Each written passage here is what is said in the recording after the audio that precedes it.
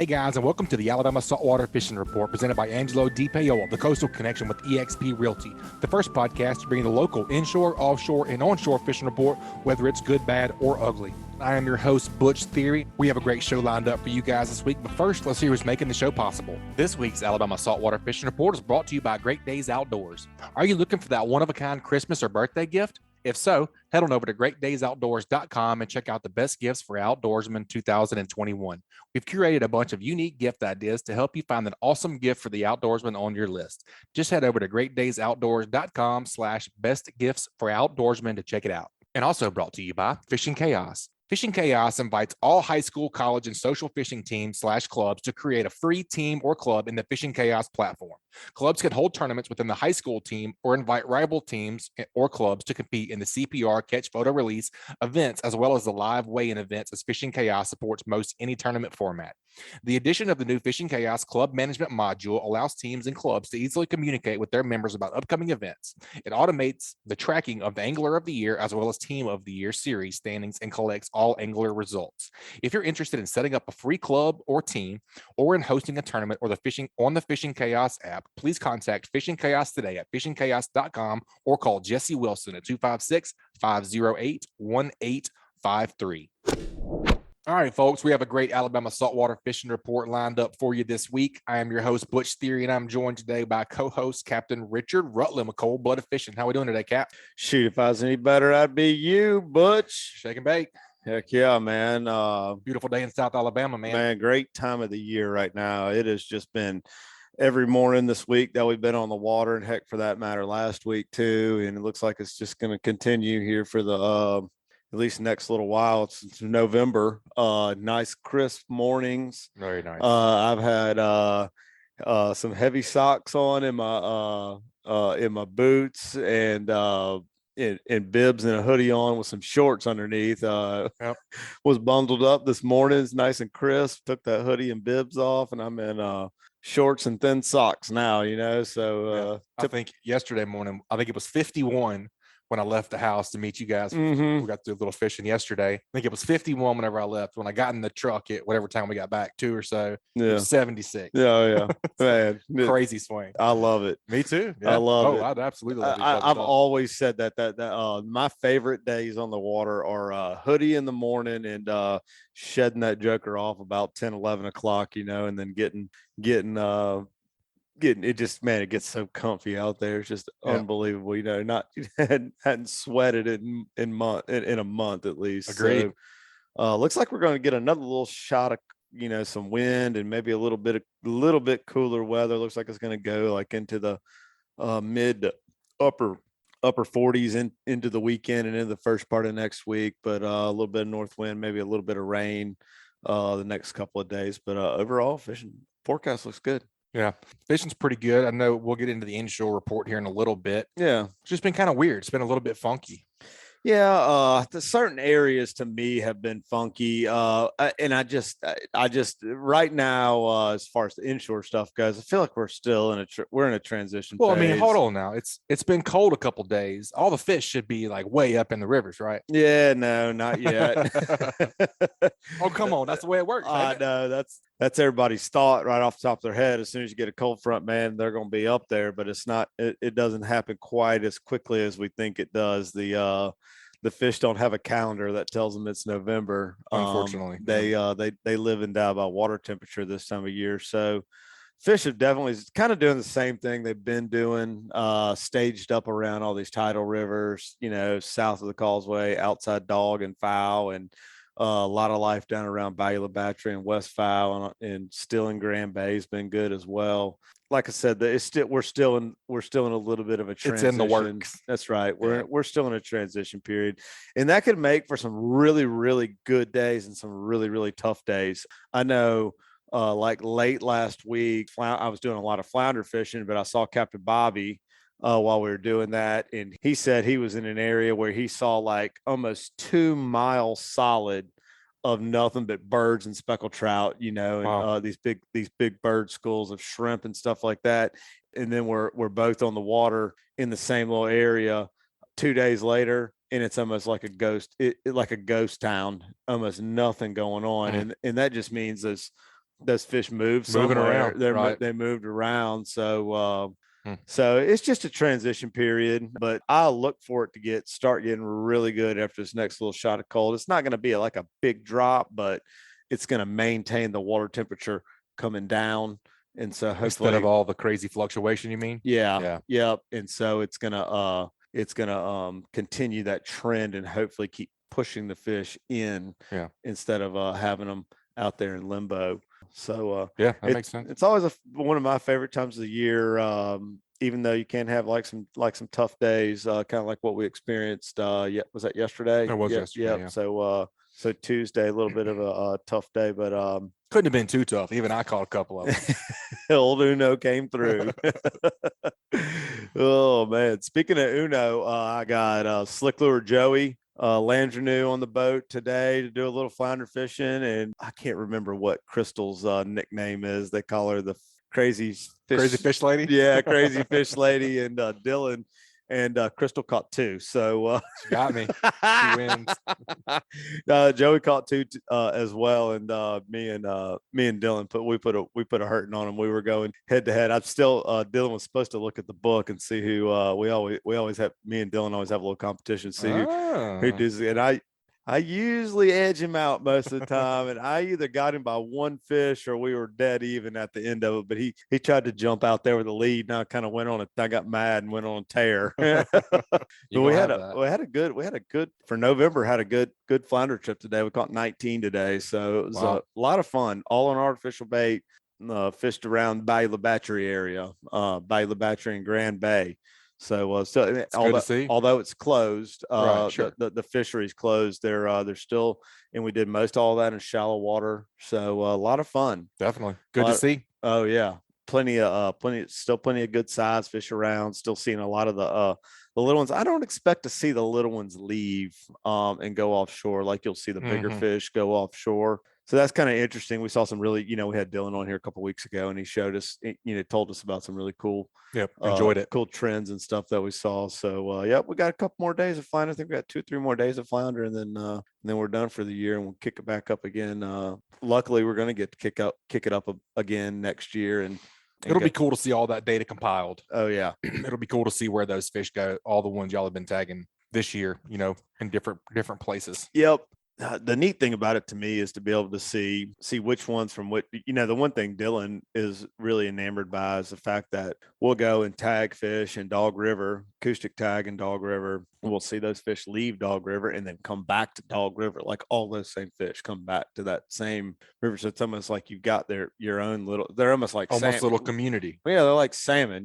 Salmon go, they're born in a river and they leave, and then they come back to the same river to spawn and then die, and then the whole process starts over again. So it's that's interesting. It is. Me and Dylan sit there and have these real way in-depth conversations about this. It's like, how the heck does a flounder know that, hey, I live in Dog River, but I'm supposed to go to the Gulf of Mexico and spawn, and then I'm gonna come back to Dog River? And how does he find his way? It's not like he can look over and say, oh, there's Middle Bay Lighthouse, and there's Gilliard Island, and there's the oh wait, I'm home. I recognize this. How the heck do they figure that kind of stuff out? We don't really give them enough credit sometimes. No doubt, man. Speaking of finding things, everybody that follows me on social media, and I posted on Great Days Outdoors and Best Fishing Report. Oh yeah. Thanks for y'all's help for sharing Foxy, my brother's older black lab, was trailing a deer Friday evening and just got lost. She got on the trail of a deer and she came back to the camp 4 days later. Isn't that crazy? A dog always knows his way home. 4 days later. Her way home. What was she doing out there for 4 days? I don't know. Living the good life, yeah, probably. I'm sure. Yeah. Chasing deer. Yeah. Rolling around in mud. Yep. Smelling squirrels and all kinds of stuff. Yep. I mean, they said she was really thirsty, but she wasn't even dirty. It's crazy. Oh pup. Man, that's a really good story, man. You and I were talking about that the other day, and golly, we all do it to ourselves as dog lovers. Yep. You get a dog, one day they're not gonna be there anymore, but they're worth it while they live. Oh my goodness, and it's not even my dog, and I'm sitting here wanting to kind of shit. I'm kind of getting a little teary eyed now thinking about it. Oh, You yeah. want to shed a tear over a dog, man. They're part of our family, man. They're our awesome. kids. They're I awesome. look at Lillian and Pepper, and they're gonna be best buddies. I mean, they're part of the family. That's right. My dad was a big dog guy. My mom always said my dad should have written a book about all of his dogs. You know, we used to have a dog, Sophie. She was like a lab Rottweiler mix that actually my mom found on Dolphin Island when we were kids. And she was the most beloved dog we've ever had in our family. And Sophie loved going on the boat, and she had a really good nose, but she no idea about hunting anything. But we'd be out there at dolphins, used to drive her crazy. She'd be asleep in the boat, okay, and a dolphin would swim upwind of us, and that dog would wake up and get up and start barking. You know, I couldn't stand it. It was so funny. Maybe she could read the future. I guess she knew those dolphins were going to be a pain fishing later. Oh, man. All right, man. Speaking of fishing, let's get into this thing. Let's go get our first report. Let's go get a Bama Beach Bum update. Let's see what the ultimate beach bum's up to. Ultimate. Welcome back to the show, Mathew. What you been up to, buddy? Hey, what's going on, guys? Man, just I'm literally on the road as we speak, and headed to South Florida, and just got back not but a few days ago from Outer Banks, North Carolina. So I'm bouncing around everywhere. It's that time of year. Heck yeah! What are you going to target in South Florida? Mainly snook. That's the goal. I'll be fishing around Sanibel Island and Fort Myers most of the week, and just trying to catch as many snook as I possibly can. Is the goal. You hopping on a boat with somebody, or are you going to do it like pier or jetty style, or what's your game plan? Yeah, everything is all on us. I'll be down there with some buddies of mine, and we won't be using a boat. Mainly just fishing the beaches. There's a lot of like land-based opportunities down there. There's a lot of areas you can access from land that hold snook. We went there in the spring, and it's just crazy. I mean, there are snook. When I say everywhere, they're everywhere. It doesn't matter what body of water you walked up to, there were snook. So I don't know if it'll still be like that in the fall. I'm curious to see, but it was crazy to see how many snook were around. Yeah, I don't know enough about that to weigh in on that. Well, that'd be cool to see, though. And I don't know a lot either, but if I remember correctly, and just talking to folks over the years, it seems like they'll kind of go out on the beaches at a certain point. I think maybe to do their spawning activity, and then they'll kind of come back in the passes and go in the backwaters. You have any idea about that, Ultimate? We're gonna get down there and just wing it. So well, that's always my plan. Well, too bad they don't have a podcast fishing report like Alabama Saltwater Fishing Report down there. Exactly. I mean, how helpful would that be right now? Well, I tell you what, man. I've done some traveling and some fishing, like what you're talking about doing on, kind of going on your own kind of deal, not hiring a guide or a captain or something like that. And local knowledge is always the key, man. When you go somewhere, you always got to walk up to somebody with your hat in your hand, you know what I mean, and be nice as you can, and just kind of strike up a conversation, man. You never know who you're going to bump into, where they're from, what you have in common, kind of thing. And just be a nice person, you know what I mean? And you never know what kind of little tips and tricks you can pick up from it. I was actually just telling this story yesterday about my buddy Cass. Cass Fishbite and I went down to Louisiana for the first time back in like 2006 or 7, something like that. Had no idea where we were going, what we were doing, where we were staying, or anything. We found a hotel. We're gassing up at a gas station, bumped into a guy with a boat. He was nice. We were nice. He showed us a couple places to go. He told us how to get to the boat ramp first. We didn't know how to get to the boat ramp. So he told us how to get to the boat ramp, showed us on a map about 5 different places to go to catch fish, gave us the map. That's awesome. And it turned us loose, man. We had like a 40 or 50 fish day catching reds down there, just striking up a conversation at a gas station, So that'll go a long way. It does, and what I've learned in traveling and fishing, and I do the same thing. I rarely am with a guide, if ever. I did have a guide for the first time in Louisiana here recently, but outside of that, I'm always just going and trying to figure it out on my own, which is fun for me. But what I've learned as far as like the locals and the people that you run into, the majority of people are super nice and super helpful. And I think that they want to see you experience catching fish in their area because they're proud of it. Like they're proud of where they're from. They're proud of where they live. They're proud of the fishing in that area, and they want you to be successful. They want you to have a good time and be able to kind of display what their area is all about. You know, they don't want you to come out For there sure. and be like, "Oh, this sucks." You know, Right. so I Have a think bad people experience. are always anxious to help. Yeah. Yep, I agree with that. A little hospitality goes a long ways. That's neat. Tell us about your North Carolina trip. What'd you do up there? Did you get on some of those big? I mean, they have ginormous. I think one of the coolest bull reds up things there, about right? one of the coolest things about North Carolina is being able to drive out on the beach. Oh yeah. Would you agree with that, Ultimate? Yes. Yes. Yeah. So that was okay. Right now going on in North Carolina, the area that I was in. I was a little bit early for their big redfish because of all the people. Because what's different there? Because you can drive on the beach. Any beach you go to, I'm not kidding, man. There's hundreds of rides lined up and down the beach. It's like I've always thought that some of our beaches are busy. Heck, no. It's like the pier, you know, elbow to elbow on every stretch of beach. It's crazy how many people. Everybody is there in the Outer Banks that's there this time of year. They're there to fish. Like they're not there to go and ride go-karts and go to concerts and stuff like our area. Everybody that's coming to the Outer Banks, they are there to fish. Like that's the only reason they're there. It's crazy. So there's so many people fishing, but out of all the people that I came across and saw, and out of our personal fishing, everybody I saw, I only saw one redfish caught the entire week. But like that's kind of what everybody was going after because it is this time of year. It was just a little bit early. But the cool thing, like what we got into, there were so many blitzes like that, and that was what was really neat, being able to drive on the beach because, you know, we'd be set up somewhere fishing and we'd see birds and fish working a half a mile down the beach, and we just, you know, jump in the truck, tear off down the beach and go get on some fish, which was really cool. And we even got I've never caught one from the beach, but I was able to do it up there. I caught a bonita. We got on a bonita blitz, or they, you know, false albacore is what they actually are, but we call them bonita. I don't know why, but I was able to get on an actual blitz, and they were going nuts, man. They were like blowing up on the beach. You could have walked on them for a brief moment. Like they were so close to the beach. It was pretty crazy. But just that kind of experience, like the bluefish would do that, the Spanish would do that, the bonita would do that.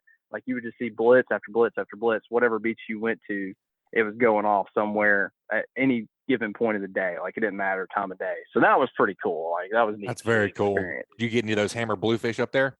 Okay, so the biggest one I caught, because they do, their average size bluefish is bigger, and that was like a big goal of mine. I wanted to get up there and catch like just a stout bluefish. You know, it's not quite the level that you're going to see in the New England states and a little bit further north. You know, they get them even, you know, more consistently bigger. But the biggest one I caught was 21 inches while I was there, which is a decent bluefish. And, you know, that's a good bluefish for our area. But, you know, I would have liked to have seen one that was just like, a show enough big boy. Yeah. Yeah. yeah. So not quite that big, but That's all good. it was still cool. Yeah, it was still cool. Caught a bunch of them, you know. Ultimate, I'm a little confused because I thought the bonita run only happened in the Gulf. Are they a game fish? Well, I know in between those two trips, you did some local fishing. Just kind of walk us through what you saw and tell us about your experiences back home at the Gulf beaches. Yeah, so I've spent time chasing three different things. I've done some redfish fishing, some flounder fishing, and some whiting fishing, and each time I've had success with all three. So what you can expect for fall, you know, seeing those flounder on the beaches, seeing the whiting starting to move in and being a little bit more consistent, getting some good sized ones, and the redfish, you know, that's what you can definitely expect in the fall along the beaches in our area. And so it's been really, I haven't had to spend a lot of time, and it's been successful. The only thing that sucks this time of year, right, you know, and I just left, thank God, right when it happened pretty much, but the cold front, you know, once we get these frontal systems, post frontal, It's good because, there's water temperature coming down and that kind of gives you that fall burst.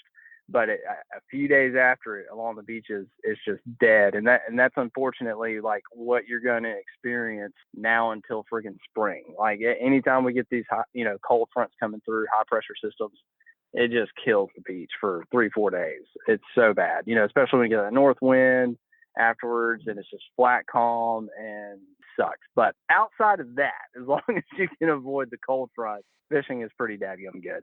So when you say 3 or 4 days after, you're talking about like front comes through, rain band comes through, temperature drops, north wind. So from that point for 3 or 4 days, it's not gonna be very consistent until things kind of settle down and level out again. Is that what you're saying? Yes, yeah, on the beaches. Okay. And for flounder, I'll say like you could probably still conjure up a pretty decent flounder day in those conditions that they're not going to care as much. But for your whiting and your redfish, they just push out. You just can't find them. Like, I don't know. I can't give you good answers like where these fish go, but they're just not there. Or maybe some of them are there. They're just not going to eat, but they're much harder to locate and catch in those slick calm, north wind, post frontal, high pressure systems. It's just terrible. It sucks. I can definitely relate on the whiting front. Did a little beach. I was trying to catch flounder out on the front beach a couple days ago. We were getting wrecked by whiting on our Fishbites all day. While we were out there around some, around a few rocks and bulkheads and stuff like that on the front beach, and a couple of other areas that I checked. You could just see the whiting all over the place. There was just a bunch of them. The ones we caught were nice ones. They were probably like 14, 16 inch whiting, I guess. Man, whiting is delicious. Yep. Oh yeah. Yes. So, I mean, you had some good success there for a few days. We talked to Dusty last week, I think it was.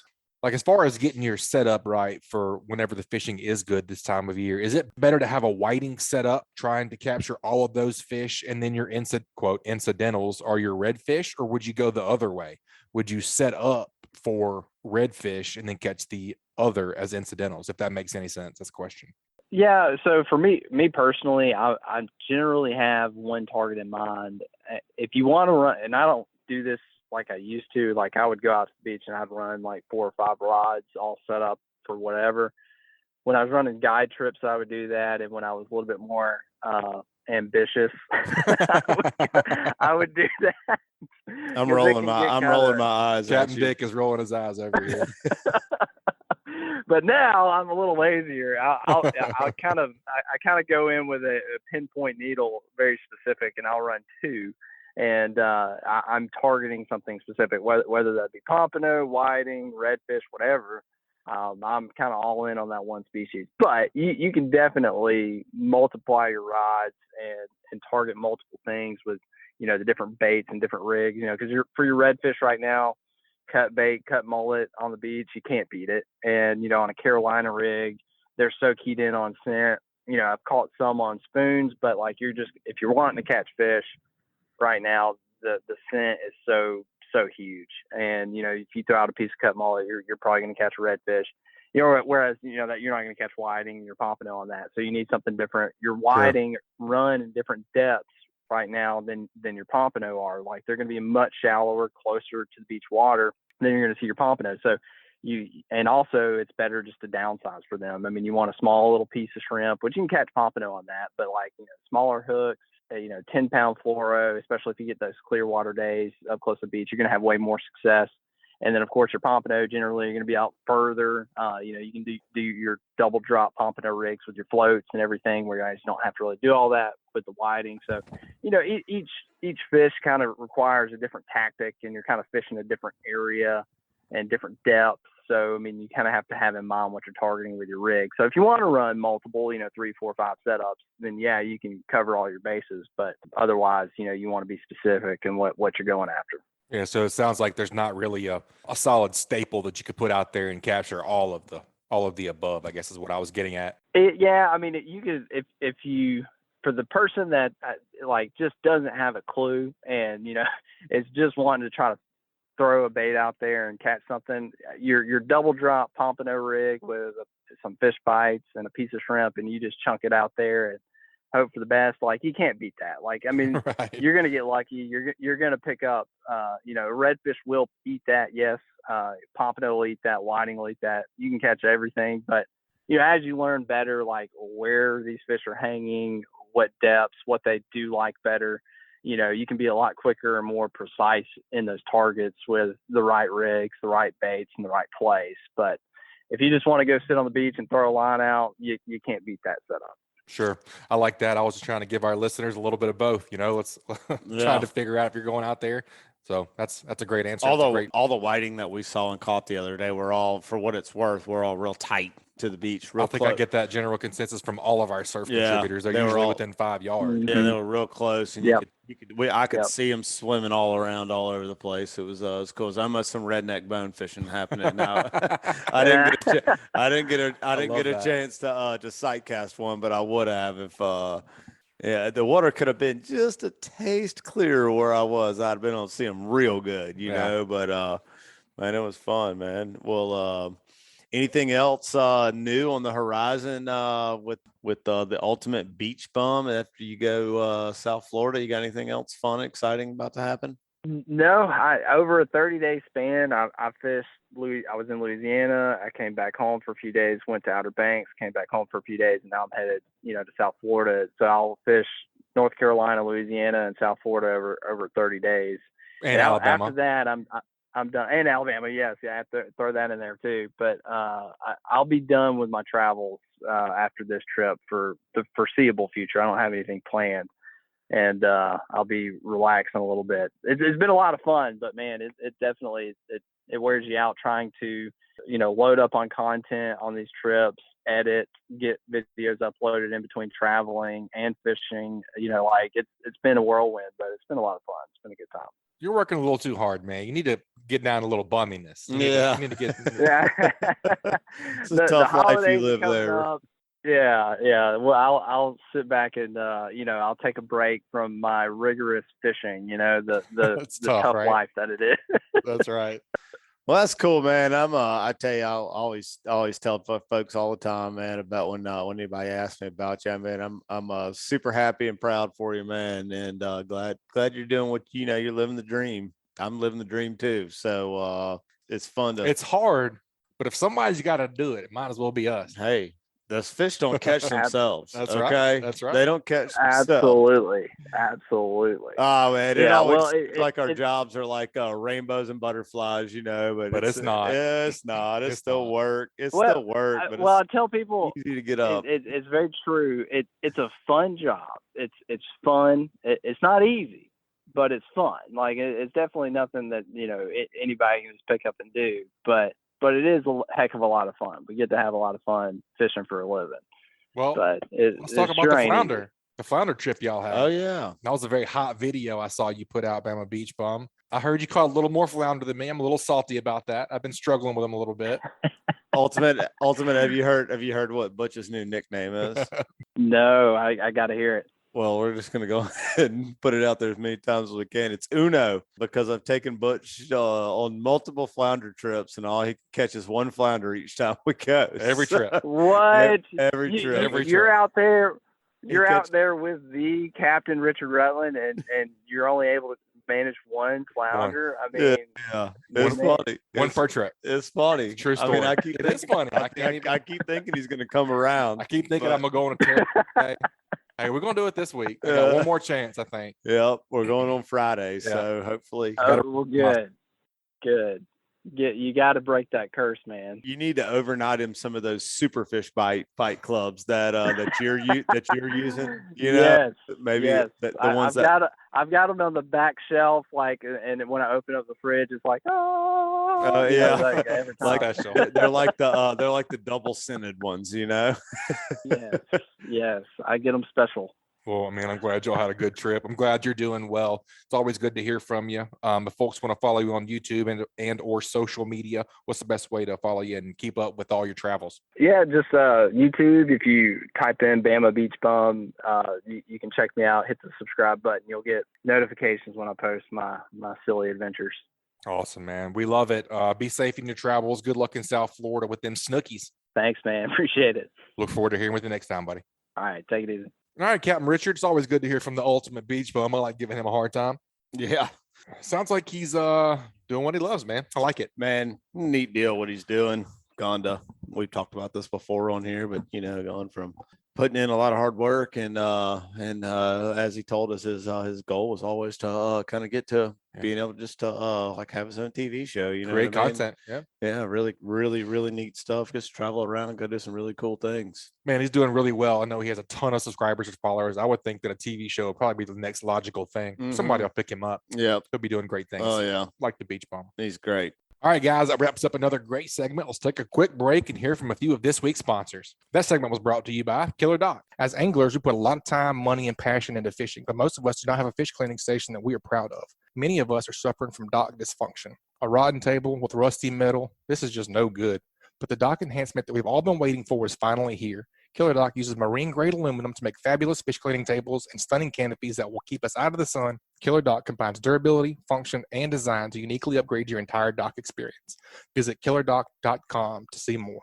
And also brought to you by the Hunting Exchange. In this day and age, we all know it's a struggle to sell hunting equipment on a large social media platform, and that's where the Hunting Exchange steps in. Hunting Exchange is an app for iOS and Android that gives you a one-stop shop to buy and sell your hunting gear. Whether you're looking to sell your bow, broadheads, technical apparel, stands, saddles, or anything in between, this secure platform allows you to buy and sell gear with confidence. As a buyer, each dollar you spend is insured by PayPal, and as a seller, there are no hidden charges like other platforms, and listing items is also free. Gone are the days of having listings removed from Facebook and worrying about being banned and removed from groups for wanting to sell something as simple as your bow or knives. So head on over to the App Store or Google Play and experience a new hassle-free way to buy and sell hunting gear by downloading the Hunting Exchange app today.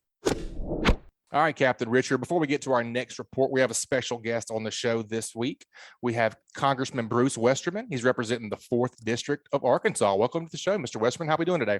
Great, Butch. Appreciate you having me on the show. Good to see Captain Richard again. I got Yes, to sir. spend some time in Mobile recently and go out and fish with him. A great day down there. So excited to be on your show and talk about fishing. Yes, sir. I was excited whenever your office reached out and said that you like saltwater fishing and fishing of all kinds, and that you kind of wanted to be on the podcast. We were excited to have you on. Tell us a little bit about Mr. Bruce Westerman and how you came to get down with Captain Richard and do some fishing. Yeah, well, Bruce Westerman grew up in the great state of Arkansas, and as you know, we don't have too much ocean there in Arkansas. Even though we did at one time, there's Right. you can dig up clams and stuff in the coastal plain area of the southern part of the state. But grew up loving to fish. I grew up, in the country.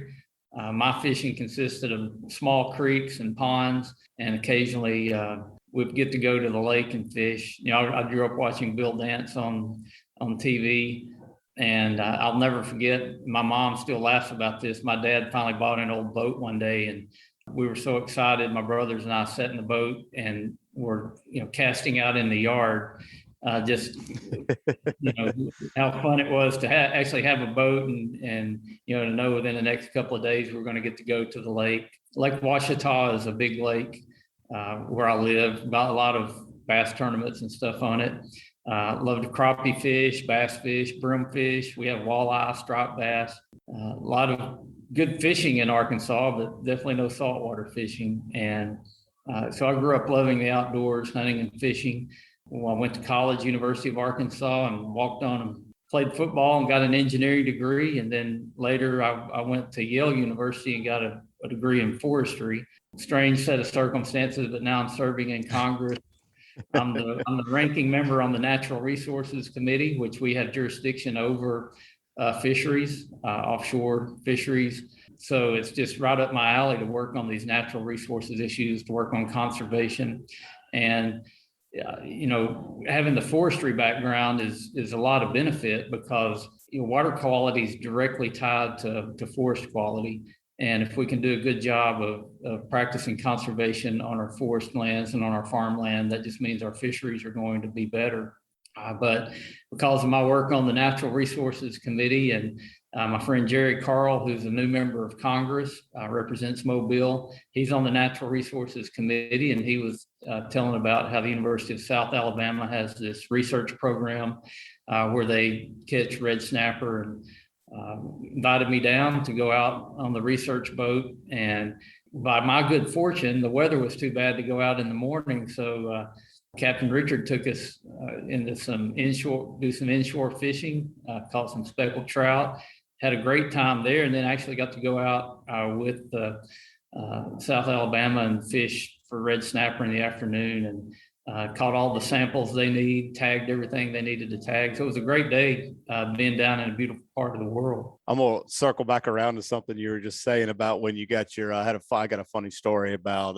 I love to tell stories about my dad. My dad passed away several years ago, and he was absolutely my hero and the reason why I'm doing what I'm doing these days, which is getting to go fishing every day for a living. But you were talking about you and your brother were in the boat casting out in the yard and whatnot. And I used to do the same thing when I was little, like 4 or 5 years old. I'd get on my dad's boat and play in my dad's boat and everything. And anyway, I guess one day, and I don't really remember this, but my dad told the story 100 times.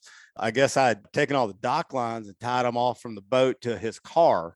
And I was kind of practicing, I guess, tying up the boat or something, and anyway, I guess my dad went up there to go to work next day, and he sees all this, and he kind of looked at it or whatever and untied everything, got in his car to leave or whatever. He was pulling out the driveway and heard a loud bang, and He missed one.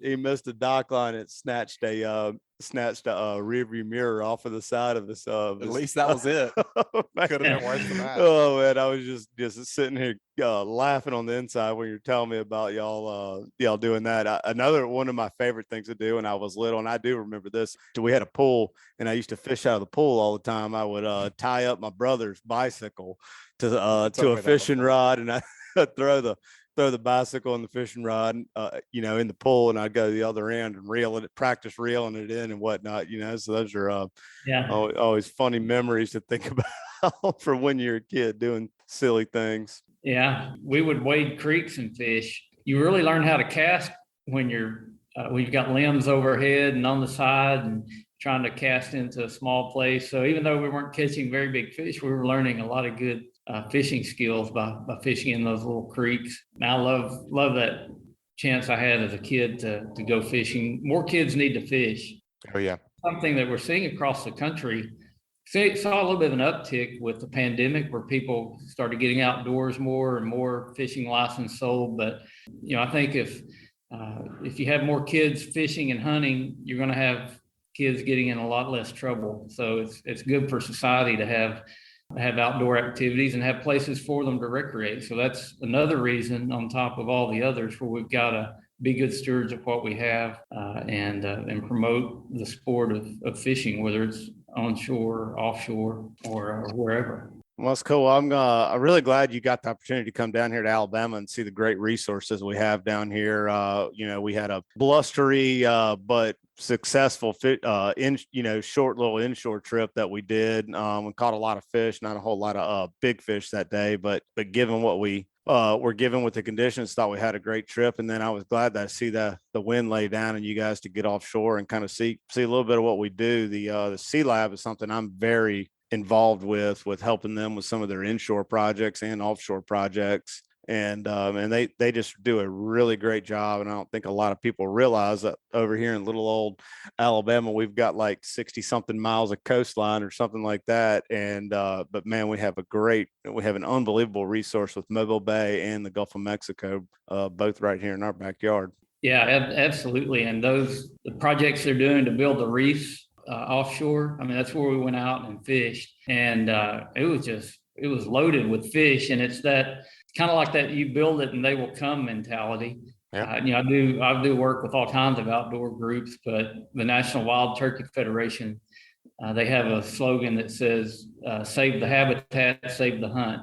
And that's what it's all about. It's about habitat, whether it's sinking brush piles in Lake Ouachita where I live, or sinking tanks and pieces of oil rigs out in the Gulf. Yep. are protecting shorelines, protecting water running into these fisheries. It's all comes down to the habitat and being good stewards and managing that habitat correctly. Yep. Yes, sir. You're absolutely right. And I feel like we're, us here on the podcast, I feel like we're good stewards of that. And I have a lot of that to thank for Richard and the other guides that get on here, and, they are involved in tagging projects, and it makes a difference in the things that the state's doing over at the hatchery with flounder and speckled trout. There's a lot to it, man. And as you can see, it's all the way up to you guys. So there's a lot to it, and we appreciate what you guys are doing up in Washington. The one thing you just said a second ago about protecting shoreline, that's one thing that pokes out in my brain so much about, especially our area. And as little time as I've been like a full, I say little time, been, I guess, full-time guide 12 years now.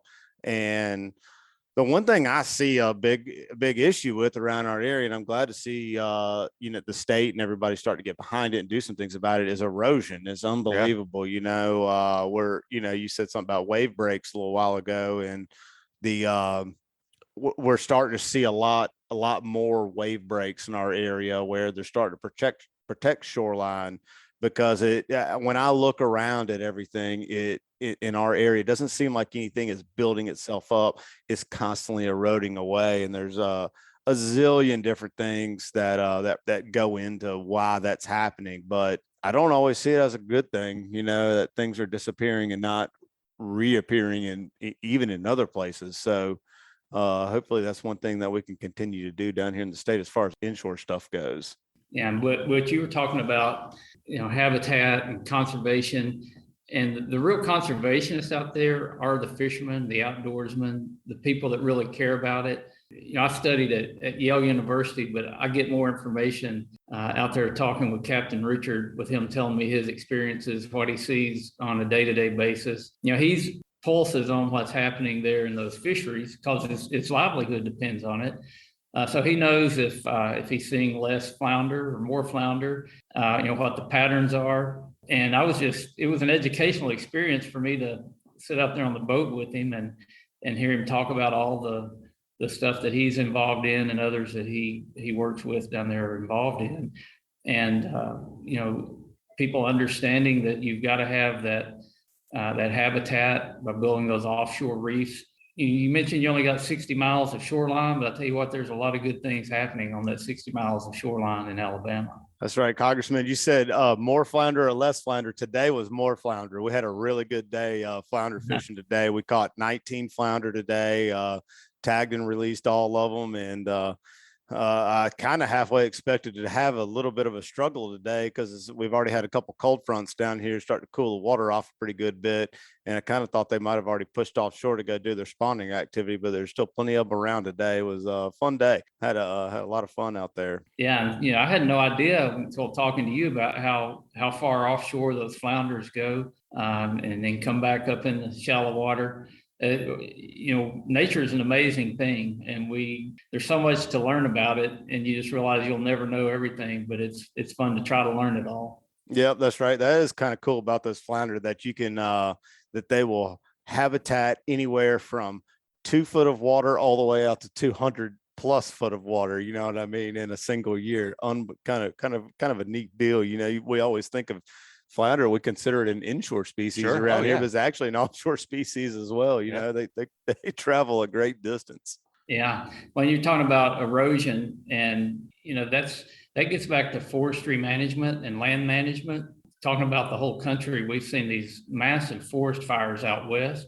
Mm-hmm. And now what we're seeing are the rains that have come along, and now you're getting mudslides. And all that soil ends up washing down into the stream. So if you're talking about a trout fishery or a salmon fishery, these wildfires can be devastating, because the fire doesn't leave what we would call a streamside management zone in the south. If you're doing forestry management, it burns right down to the edge of the stream. So when you get soil erosion, it's going right into the stream. You lose that shade on the side of the streams, which makes the water warm up, which it can be devastating to salmon and trout. So it's different all over the country, but it's also a lot the same when you're looking at how you want to protect soil. You want to keep the soil in place. You want to have vegetation there to capture the rainwater. to filter it, to meter it into the streams.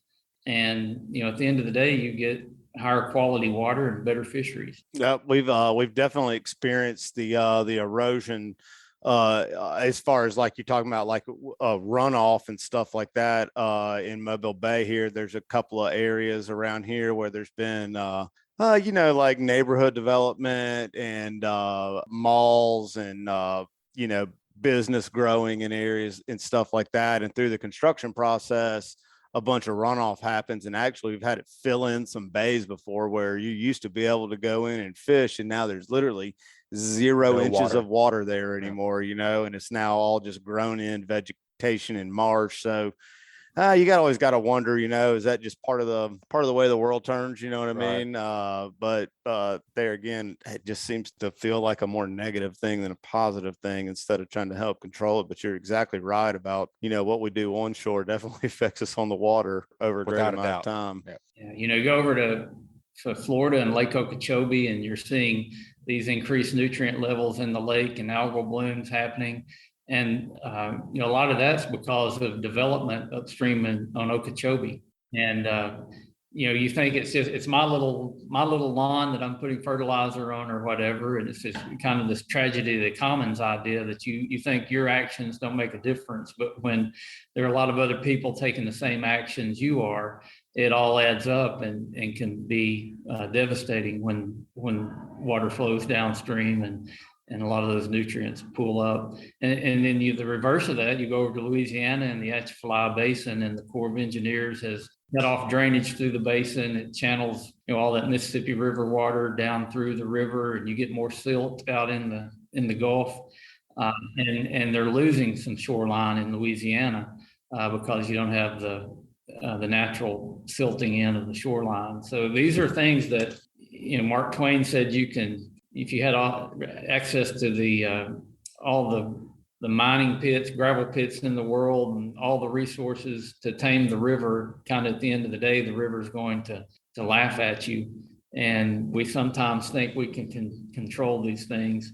And there's instances where I think we're learning we've made things not better by the actions we've taken. That's right. I Yep. tell you what, the state of Florida should be very glad that I am not a guy down in Florida on the West Coast down there, especially down in the southern end around that Lake Okeechobee thing, because they've had to completely close down fisheries down there because Yep. of the algae blooms and whatnot. And I tell people all the time, I would be standing at the Capitol every single day raising hell until somebody did something about it, because you're messing with our resource, you're messing with people's livelihoods, things like that. And it's just unbelievable what's going on down there. There's plenty of been plenty of stuff in the media about that over the years, plenty of folks working on it, but golly, I just couldn't imagine something like that happening to our area where we're at, down here, Butch. That don't just be unbelievable. I'm a conservative Republican from Arkansas, and I think conservatives have backed away from this idea of conservation, but conservation is really a word that's derived from conservative. It's where you're good stewards of the resource, you use it, but you leave what you've got in better shape for future generations. I mean, Teddy Roosevelt is considered the father of conservation, and he was a conservative Republican from back in the day. So one thing I'm trying to do is to get Republicans re-engaged in conservation efforts, and to realize that there's nothing more conservative than being a conservationist. And we realize that the resources are here on the earth for us to use to make life better and to benefit society, but we've got to be careful to leave these resources in better shape than how we found them. So that's some people think you can't have a strong economy and a healthy environment at the same time, but actually the two go hand in hand. And take, for instance, guide fishing down in Mobile. If you've got a healthy fishery, strong and clean environment, then you're going to have more people wanting to go fishing. You're going to catch more fish. So your economy is going to grow from that. And you can multiply that out into many different things. How taking care of the natural world in the end benefits us all from an economic standpoint as well. Yep. I've always noticed that about, Democrat versus Republican. Democrats are more for the environment, Republicans aren't, but that could, I agree with you. I don't think that could probably be anything could be farther from the truth than that. And I never thought about it the way you just put it there. So that's a great outlook on it. Glad to hear we have folks like you helping keep natural resources in order. Yeah. And we've got to continually learn about, how to be better stewards and put that knowledge into practice. Absolutely agree. And I think we try and do our best on here to get out to our audience as well about conservation. And you're right. We have to protect our resources because nobody else is going to do it for us. You as an individual, as an outdoorsman, I feel like have the responsibility to leave it better than you found it. I definitely agree with that. And I think we have plenty of different avenues to all engage in that and be a part of it. Yeah, I grew up rural Arkansas. My grandma was a child of the Depression. So when she was growing up, I would ask her about the Depression, and she said we didn't really know any different. Said we were poor when it started, and we were poor when it ended. Said but we never missed a meal because we grew all of our own food, and said we actually probably had it better off than a lot of people who lived in the city. But because of that, and she just lived right down the road from me. When I was a kid, I would go down and help her in her garden, and she let nothing go to waste out of that garden. And it was almost overbearing, but we canned it, froze it, cooked it, gave it away, fed it to an animal, or saved it for seed. And really, that's what conservation is. Yep, it's taking care of what you got. And she also taught me, if you put fertilizer on the soil, take care of the soil, then the garden's going to be better next year. So it's the same thing. If we take care of what we've got, it's going to provide more for us in the future. And to me, that's kind of the basic definition of what conservation is. And I think most people that grow up in the country understand that. Plus, my parents, if you threw a piece of trash out of the car, they would stop and make you get out and go pick it up. They had no tolerance for people who littered the roadways and stuff like that. So those kinds of values that I think we need to be talking about. And there's no better people to do it than fishermen and hunters and outdoorsmen, because you get it. You've been there and you've seen how it works, and you understand that you can use the land and take care of it at the same time. Yes, sir. Definitely agree. Congressman, it was great to have you on here. Great to see you again and talk with you. And we really appreciate all your insight on everything you're trying to do for us as outdoorsmen up there in Washington. You're doing a fine job, sir. Well, I appreciate you guys down there fighting the good fight in Mobile and getting the word out. So it's very important what you're doing. Hopefully we get to go back and rip a lip again someday. Yes, sir. Call Definitely. me up. We'll be glad to have you. Mr. Westerman, if people want to find a little bit more about you and what you believe in and what you have going on, is there a resource or a www for them to check out? Yeah, you can go to westerman.house.gov. That's my official website. And also on social media, it's Rep Westerman, Twitter and Facebook and Instagram. I got staff that takes care of all that good stuff. And also They haven't banned you from Twitter yet. Not me. No, I try to keep a pretty low Twitter profile. I understand. Make a little more noise on that thing. Come on. Yeah. And then the Natural Resources Committee, you can go to Natural Resources GOP, and we've got our own website there and social media on that side as well. So that's an easy way to reach out and give us feedback. Awesome, man. We appreciate it. Thanks for being a fan of the podcast, and we look forward to hearing from you next time. Same here. Y'all have a blessed day. All right, guys, that wraps up another great segment. Y'all take a minute, check out a few of this week's great sponsors. That segment was brought to you by Dixie Supply and Baker Metalworks are proud to be your metal roofing headquarters for over 40 years. Save time and money by buying from the most reliable manufacturer on the Gulf Coast. Buy it today, pick it up today. They offer 20 Sherwin-Williams colors to choose from and have a 40-year warranty. Baker Metal and Dixie Supply, 2 names, same great service. With the addition of their new store in Cantonment, Florida, they now have 8 locations to serve you. Dixie Supply and Baker Metalworks, your metal roofing headquarters. And also brought to us by CCA Alabama, a great way to support conservation projects like the Claude Petit Flounder and Speckled Trout Hatchery and the University of South Alabama Cobia Tagging Project is through the purchase of a distinctive CCA Alabama saltwater fishing license plate. Let's talk inshore a little bit, man. I know in the intro we talked a little bit about. Yeah, we touched on a few things. Let's go deep. Let's go in the inshore report. Yep. Really, the main pattern still for me, right? Here lately has been popping cork in a voodoo shrimp or some type of shrimp imitation. I actually caught some nice fish the other day on a little slick under a cork with some type of flutter hook or whatnot to put on there, which is neat.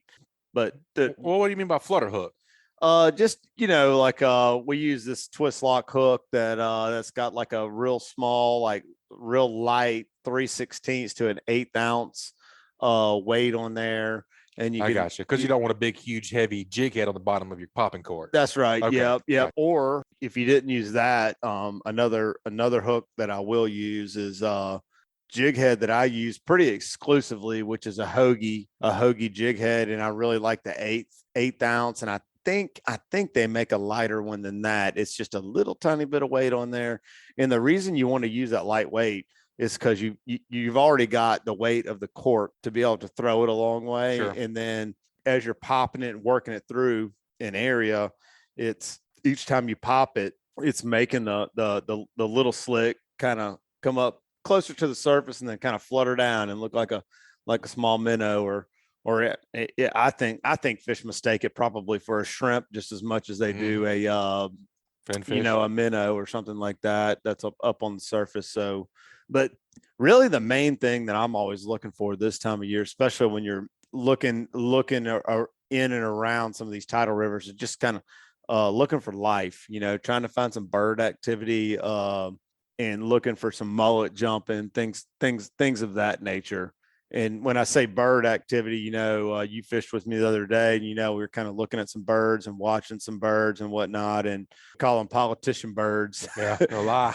Which is funny because we had a politician on today, Right. on there. But they the little small terns, the little ones will always kind of be diving on little minnows is what their main diet is. So you don't want to look for those. You want to be looking for your laughing gulls this time of year. Your what I call Walmart birds, you can hear those guys from a long ways away. Yep, that's right. You'll see them hovering over the water and kind of diving and coming right back up. Even sitting on the water, they can give away some fish, right? That's exactly right. One of my friends the other day, he went and said he found a big wad of birds laying on the water, and sure enough, kind of started fishing his way around them, bumping around the trolling motor, and ended up with a nice limited trout doing that. And that's the thing too, to remember this time of year when you are kind of chasing bird schools around, you see some birds working, and it doesn't have to be like a big, like black cloud of birds, like Captain Right. Bobby wants to say, like a Alfred Hitchcock movie, Right. Wad of birds moving around. Just a couple of birds working in an area will tell you that there's some trout in the area and they're on shrimp. So you want to be either throwing a grub or throwing a popping cork with some type of shrimp imitation underneath it. The grub seems to work good for me, and good for a little bit better size fish sometimes. A lot of times we'll always say, like, kind of the little ones, the smaller school size fish will be kind of up on the surface, and then the bigger ones will be a little bit down deeper. So that grub will kind of come into play a little bit. And I usually like to go a little lighter on my jig heads when I'm doing that, because you get a little bit slower fall on your presentation there. It really is true. I feel like sometimes that the better size fish are a little bit deeper down underneath those little. Yeah, I can definitely relate to that. The couple times that I've gotten into them pretty thick on a bird school. Right. And that's got to be relative too. I don't think you're going to be doing a whole lot of difference like when you're on a bird school, when you're in like 5 to 2 foot of water or something like that. Deeper water. Yeah, but when you get in the deeper, like 8 to 10 foot or below, right? I think that's definitely true. So it's we're seeing a lot of bird activity, and like I said, that kind of gives them away. Something I was kind of hitting on in the intro.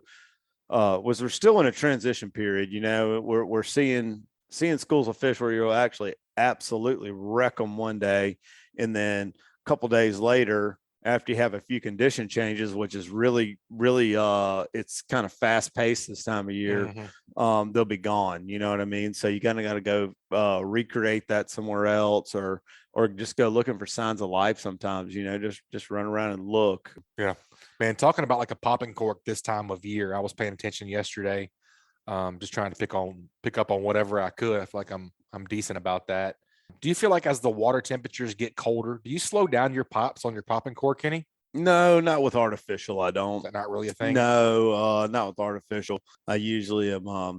I'm usually just a workhorse with the popping cork. You know what I mean? I'm doing the same every bit. Now there definitely is a difference when I'm using live shrimp versus Sure. versus an artificial. I just didn't know if like a water temperature thing, if that was ever a factor as far as slowing down your cork popping. Or Man, not really for me. I'm just, like I said, I'm just kind of a worse, just kind of have a cadence that I go through. I pop it, let it sit for a little bit, pop it again. You know, I always tell everybody with a artificial, I use about a 5 to 7 count, something like that. Pop it, let it sit for 5-8 seconds, something like that. And the only thing with an artificial, you're working a lure. So versus having a shrimp down there swimming, doing his thing, making its own little shrimp noises. Yeah, or being completely natural versus you're trying to convince a fish to eat a piece of plastic. So working that shrimp gets working that cork gets the bait to kind of pop up a little bit and then flutter back down and whatnot. Yeah. So that's kind of deal with that. But here in the next, probably going into next week after we have this little bit, looks like the temperature's not going to drop a lot, but it looks like it's going to go down to like the probably mid to upper 40s this weekend. Looks like we're going to have like a little bit of a front come through. I will really start to look for the fish to kind of start pushing. And that always seems to be the pattern of fall going into winter, is as the temperature drops, the fish are going to push farther up into whatever system you're talking about. So, just for instance, Foul River, full of snakes. Yeah. Full of snakes. Yeah. Can't fish there. So full of snakes, you can't even get in here from what I hear. Well, they're staged out around the mouth and inside the mouth of the river. And as it gets cooler and cooler and cooler, they're going to push further and further up into each system. So I think what we're looking for here is kind of stabilization of the water temperature at this point, right? That's right. Your 10-degree swings is what's going to make the fish shut down for those couple of day patterns. So if the water temperature kind of stabilizes, they can kind of do their thing. That's right. That right? Yep, that's right. And then on those days when it does, you have a low, like super low or like, super high. Yeah, like what you're talking about, like you have a drop, the fish are become lethargic, and that's really kind of more of a winter time, not so much a fall thing. We're still November. Just crazy, by the way. It's November already. Oh man, time flies. But yeah, it's not. That's going to be the lethargic periods. Seem like they come more into like January, February type of pattern. So, but when you do see these drops, go into a grub is definitely gonna help you a lot. I think because it's gonna make them want to slide into a little bit deeper water. And when we say a little bit, you don't need to go find the deepest water you can find. You need to find the deepest water relative to where you're catching them before. Right. Relative being a term, like if I was catching like a dog. That's right. Deep is different than it is in foul. That's correct. Yeah. Yep. So really looking forward to it. It seems like there's a lot of life around all these rivers right now. A lot of pogies still around, a lot of mullets still a lot around. Mullet, man. I saw a bunch of shrimp yesterday too. Mm-hmm. That's right. It's got to be a good thing. We saw some signs of some stuff pushing up the bay. We saw some bird schools, or a flock of birds, I guess. Yeah, man, I think things are setting up right. Everybody keeps talking about the Delta. Oh, That's what everybody's talking about. As far as the Delta talks are concerned, have done a fair amount of work in a good way south of the Bayway. Have not really started to hit on anything north of the Bayway and Causeway just yet. That's what everybody always is just so enthused. I think last year was pretty decent, right? It was the year before that was all the rain. Yeah, last year we started out right. Yeah, We started to get into a period last year where we were catching deep water up there. Pretty early. Yeah, it started to cool off. Like See, I think October was much colder last year. Yeah, This well, year it it didn't get cold until like third week of October. That's I feel right. like first couple of weeks of October were much colder, so I feel like it kind of got kickstarted a little earlier last year. Yeah, that's right. And it seems like we're about in you know, it's all my years run together, but it seems like last year we were kind of getting into about mid to kind of like second to third week in November before we got like a cold front, and it had like a big flush of fresh water come through and push them out of there. So it's kind of getting about to what was about to be busting loose up in the Delta before that happened. So we'll see. We'll just see. I'll tell you one thing though, the lower end, like the middle and lower end of the bay right now, the water is like super pretty, super salty, you know, really setting up good. I did see a little slug of fresh water last week about Friday, and that was kind of up around the Delta. And I've kind of heard some reports that, and when I fished, you know, a couple of days ago, was starting to look like it already kind of cleaned up some. So kind of hard to tell. Only one way to tell if they're biting or what's going on or not. I mean, just means getting out there and can't catch them on the couch. No, sir, you cannot do that. You got to get out and do your homework and look around and find those jokers. So that's the fun part about it this time of year, is where you're going to find them. You know what I mean? For sure.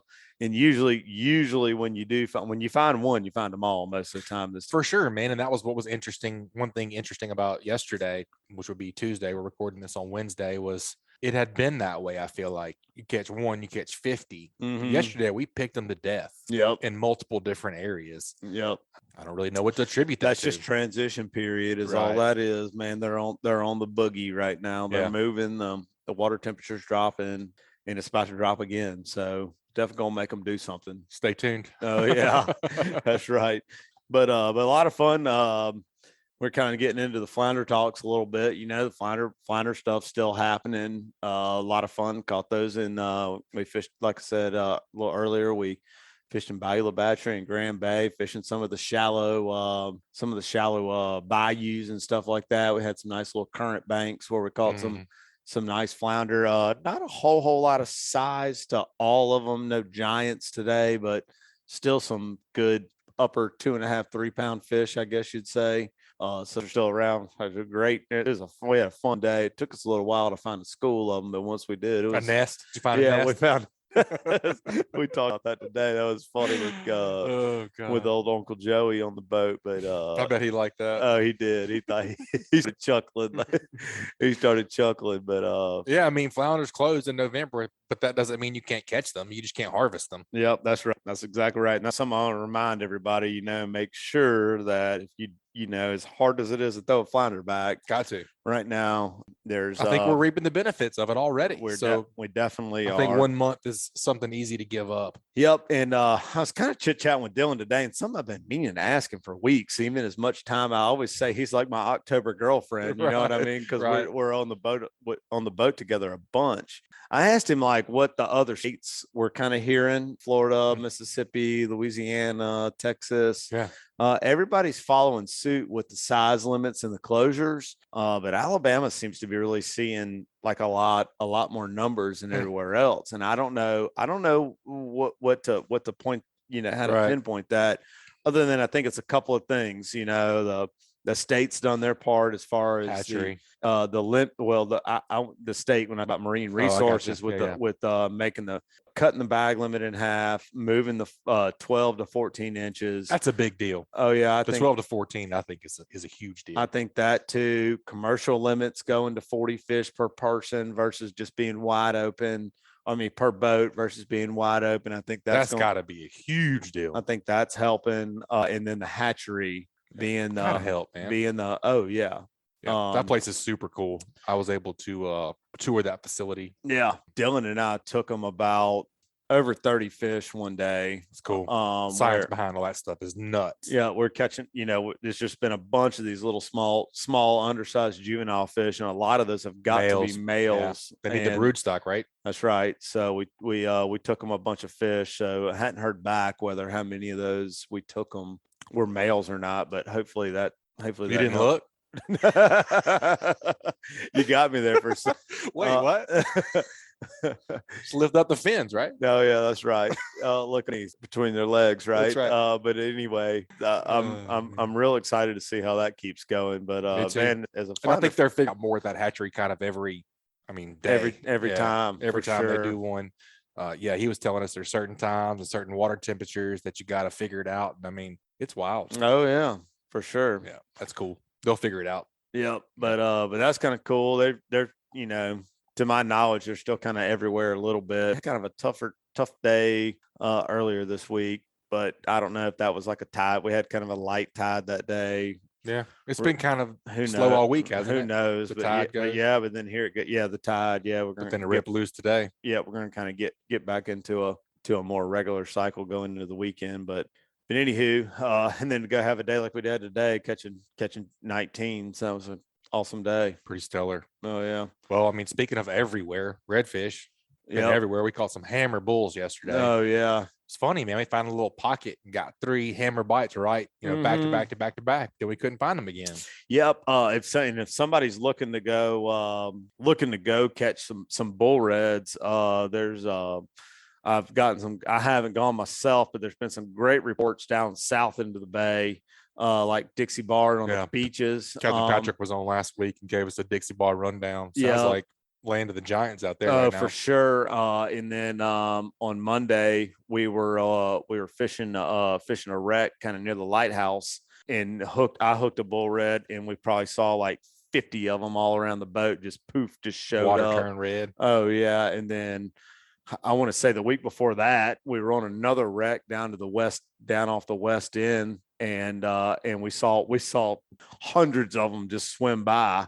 I don't think they were holding on that wreck. I think they were just transiting, Moving through. Yeah. yeah, but there's hundreds of them all over the place. It looked like goldfish in the water. It was pretty cool. So there's a lot of that kind of activity going in. So if you got a bull red spot or something like that, want to go catch some, go maybe rewind on some of these episodes and old what days. we've talked about on how to find some of those fish. But I mean, if you're going to target bull reds right now, would you target creek mouse, tributary mouse? Would you target grass? Would you target shell? well, if you're talking about bull reds, or just redfish in general? I think redfish in general, yes. Creek mouse, shells for sure. 'Cause, I mean, they're eating the shrimp too, right? Yeah, they are for sure. They're eating redfish, or they're Eat everything they eat can. everything. They eat I think redfish is like a feral hog, like a yeah. like a pig. I picture them just rooting around everywhere.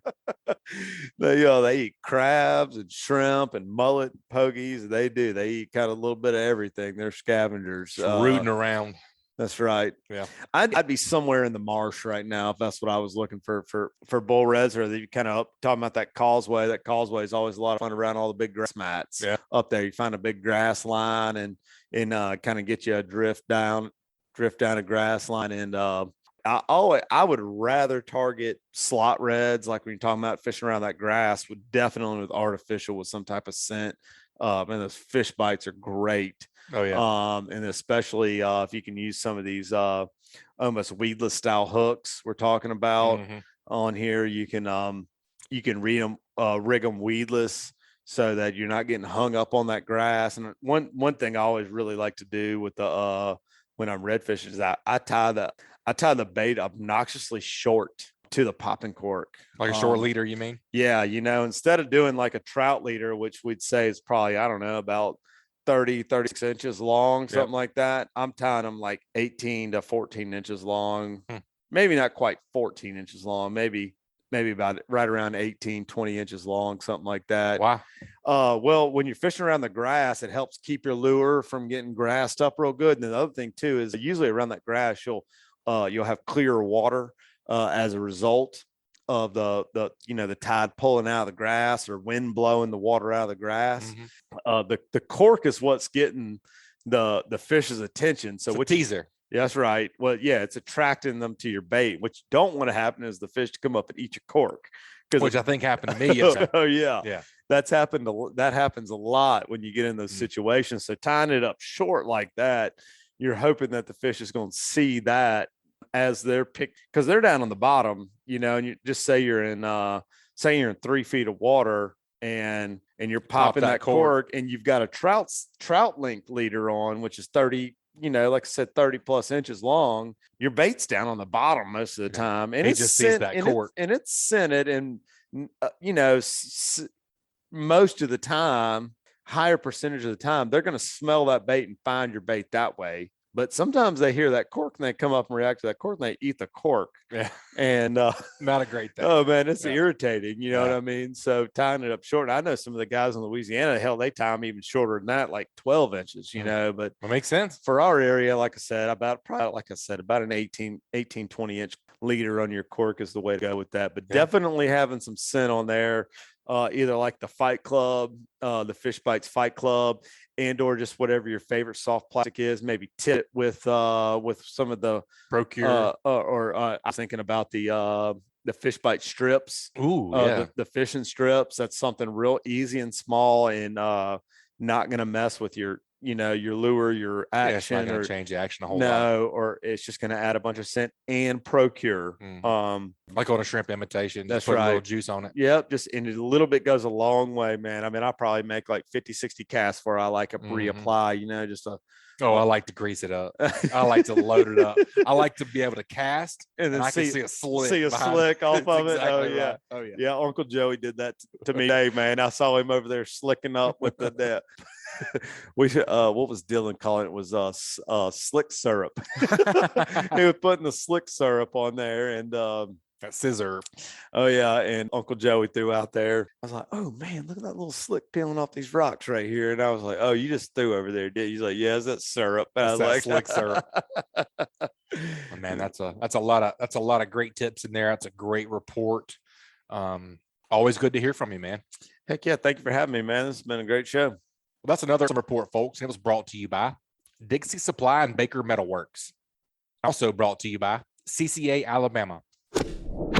All right, guys, that wraps up another great segment. Y'all take a minute to check out a few of this week's great sponsors. That segment was brought to you by Foster Contracting, Fortified Roofing Pros. Do you need a new roof? Do you have wind or hail damage? You may qualify for a free roof. Foster Contracting will inspect and provide you with an estimate, stress-free, and they will handle your claim with your insurance. Your roof is your first line of defense this storm season. Sit back, relax, and enjoy your day. Foster Contracting has you covered. Check them out at www.fortifiedroofingpros.com or give them a shout at 251-447-2978. And also brought to you by Photonis Defense. Photonis Defense is proud to offer the PD Pro line of night vision systems. The PD Pro series is the world's smallest and lightest night vision goggles built around the Photonis 16mm filmless 4G image intensifier tubes and their hybrid filmless 18mm image intensifier tubes. The ultralight, ultra-compact night vision systems deliver cleanest image, best resolution, smallest, most transparent halo, and best overall performance and function of any night vision system available. The PD Pro line consists of the PD Pro M 16mm monocular, the PD Pro B 16mm binocular, and the PD Pro Q panoramic night vision system. Photonis Defense, masters of darkness. All right, Captain Richard, we can't get out of here without doing What Did You Learn, man? Oh, dadgum, I forgot all about I that. know, it happens to me too. What poked out at you today? Man, I picked up a lot. I enjoyed hearing from Mr. Westerman and great inshore report. I think probably the biggest thing that I picked up from this week's show is it's not quite here yet. The transition, obviously the water temperatures are dropping as well as the air temperatures. As much as we want it to be perfect for our favorite fishing spots. Yeah, full blown. It's not quite there yet. No. And it might be a little while. The fish have to do their natural thing. Yeah, I feel like it's close. We're on the cusp, but for me it's not wide open yet. It's coming though. It's coming. Yeah. It's still in a transition period, in my opinion. Yep. And don't rush it. There's probably some people somewhere whacking some fish somewhere. Oh, you yeah. know what I mean? There's no doubt. But as far as what I'm seeing and hearing from my network, it's not full blown wide open just yet. So it'll be interesting to kind of see. I think it's going to happen here. Like I said, we're not too far off. Well, like we were talking about, we need some stable water. Yeah, and it's one of those things that just seems like it's like boom, happens right overnight. Yeah. And then it's like, oh, it's like, oh, Yeah. kind They're of, here. you get that singing from the heavens kind of Yeah. thing, Yeah, that's it. My beautiful voice. But what about you, man? What'd you pick up from today? man, I really enjoyed talking to Congressman Westerman today. Mhm. Listening to him, he has some really good insight on with his forestry background.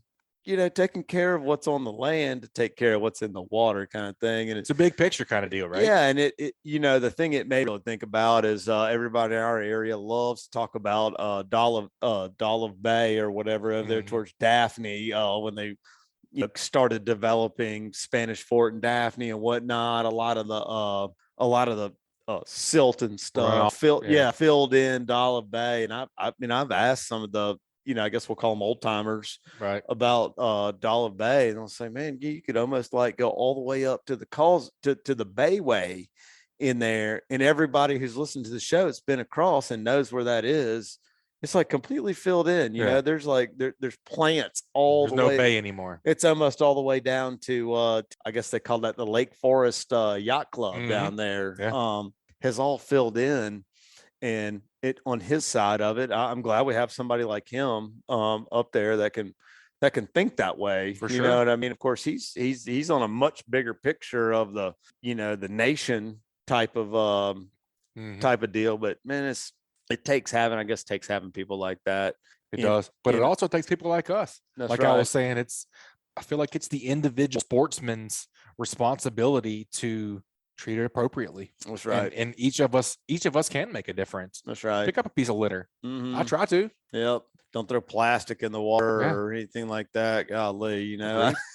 I picked up a, like I feel like the worst thing that you could throw or find in the water is like a one of the 6-pack rings Oh or my whatever. gosh. Yeah. I picked one up out of the water at in West Fowl River. There, it's like I almost like You just saved at least 6 sea turtles right there. somebody would have had a bunch of people would have had a heart attack if Oh, they'd yeah. seen that, and I was like, oh my goodness, what's that doing? But there's a lot of trash in the water, golly. It's wild to see A piece a day. all the stuff that goes in. And I think one too that probably just being the working men that we are, it's hard to realize the impact that you can have as an individual on what we're putting as humans into the environment. For sure. And I think one thing that people should do more often than not is get on some of these politicians, that you put in office, and make sure you're calling and writing an email to them or whatnot. If you want to see something change, like,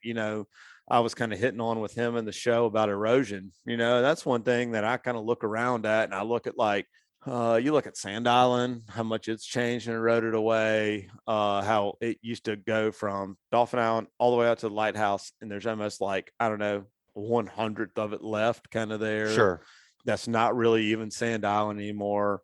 I look at like some little places over in the Mississippi Sound, like Cat Island and Raccoon Island. That's not there anymore. Mhm. And there should be another one right there called Lady Island. There's a bunch of little marsh islands and stuff. And then down Grand Bay have like the 2 marsh islands out in the middle. They're getting smaller every year. The banks are starting to recede everywhere. We're starting to get shallower. We see That's it, what I right? was just about to say. As far as banks, receding and washing away foul is terrible. Yep, It's the big boats blasting through here with 3-foot wakes. that's right. What do you think is going to happen? That's right. And then you've got the ship channel in yeah. Mobile Bay. We saw some of that Mhm. while we were fishing.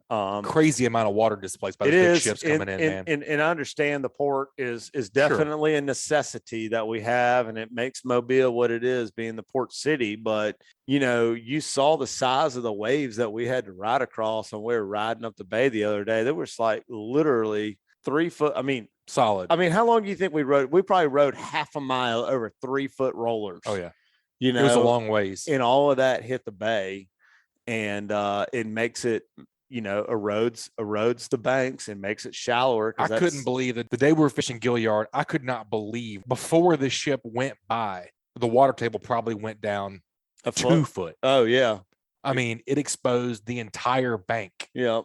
And then came right back in and came back out again. I mean, it must have gone up and down while we were Crazy. sitting there.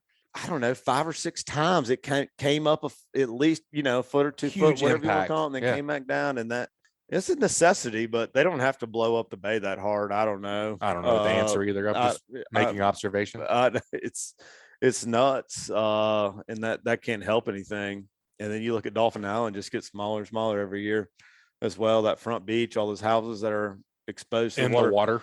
I remember when I was a kid, like 5 years old, before we had a family house down there, we'd rent a house.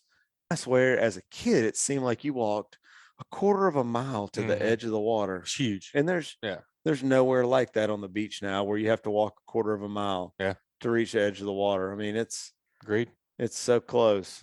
Yeah. I don't know the answer. Either, but man, Lee, I wish somebody didn't start paying attention. Like I said, it kind of comes from making some phone calls and writing some letters and causing a stink, causing a movement. Yep, definitely, man. I agree. All right, guys, that's going to wrap up another great segment. Let's take a quick break. Y'all check out a few of this week's great sponsors. That segment was brought to you by Fishbites.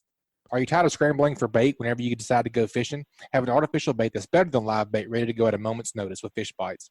It's easy to pack and travel with and shelf stable, and not to mention tough. With Fishbites, the bait stays on the hook and the fish stay on the bait. Check out the full line of scented saltwater and freshwater baits and tackle at fishbites.com. And also brought to you by Mustad Fishing. Today, 1 in 4 hooks in the world is made by Mustad Fishing. The Mustad brand can be found in over 160 countries and covers all disciplines of fishing. Now more than just a hook manufacturer, they have expanded their product range over the years to satisfy every need of the modern fisherman and woman. They understand that anglers like you would never accept anything less than premium quality, which is why they hold themselves to that same standard. See why Mustad is the best-selling hook brand in the world. Enjoy 25% off your next order at mustad-fishing.com by using code GREATDAYS at checkout. Captain Richard, it was a pleasure being your co-host today, man. I appreciate you hanging out with me. Yes, sir. Anytime, man. It's a good show. Oh yeah, great show. Great folks on here. Great reports. Hope we're on here next week talking about how wide open the Just crushing it. inshore fishing is. right. Me too. It's kind of neat seeing everything start to line up. For sure, man. Speaking of lining up, I know you got an offshore boat. How's the snapper trips been going? Man, been going great. I guess the federal for hire season goes out, I think, on Friday or Saturday, something like that. Yeah. So you guys do pretty well in the offshore second snapper season yeah, segment. we ran a handful of trips. We didn't, as far as like the fishing and the size goes, we had like kind of a couple of slow days and a couple of really good days. Wasn't like a real hammer period like it always seems like it is, like in that early part of the summer and like when you're doing your scouting and stuff in the spring and whatnot. So I don't know how the red snapper we'll see next year, I right? know. Hopefully it's in good shape. Yep, we'll see next year. Well, man, if folks want to get up with you and book an inshore or an offshore trip, what's the best way to get in contact with you? Man, find me on the internet, coldbloodedfishing.com, on Facebook and Instagram. Awesome, man. Well, we always appreciate your knowledge. Appreciate you sharing your education and your years of experience with all of our listeners. I know everybody else does as well. Thank you for having me. Yeah, man. All right, folks, that's going to wrap it up this week. You guys, please subscribe, rate, and review wherever you listen to podcasts. If you'd like us to email you the podcast each week, just text the word fishing to 314-665-1767. Again, just text the word fishing to 314-665-1767. Subscribe to our email list, and we'll send you the new show each week. You guys keep whacking them. We'll see y'all next week.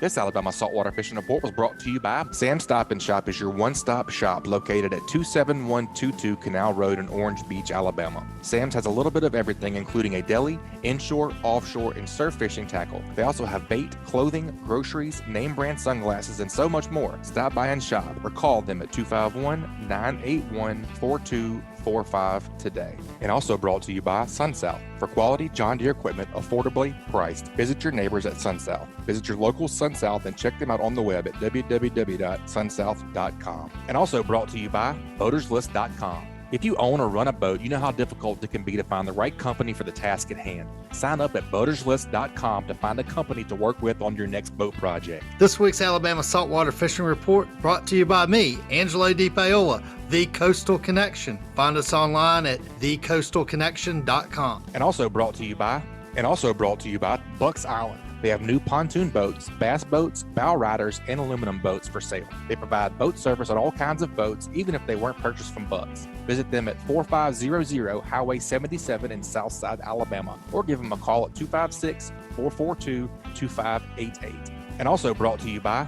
Advanced Transmission in Spanish Fort. Give the professionals a call who have been trusted on the Gulf Coast for over 25 years at 251-626-6061 or check them out online at www.advanced-transmission.com. And also brought to you by Test Calibration. Test Calibration is your source for sales and service of diesel turbochargers and fuel injection systems since 1976. Contact them at 800-822-0057 or visit them online at testcalibrationdieselandturbo.com.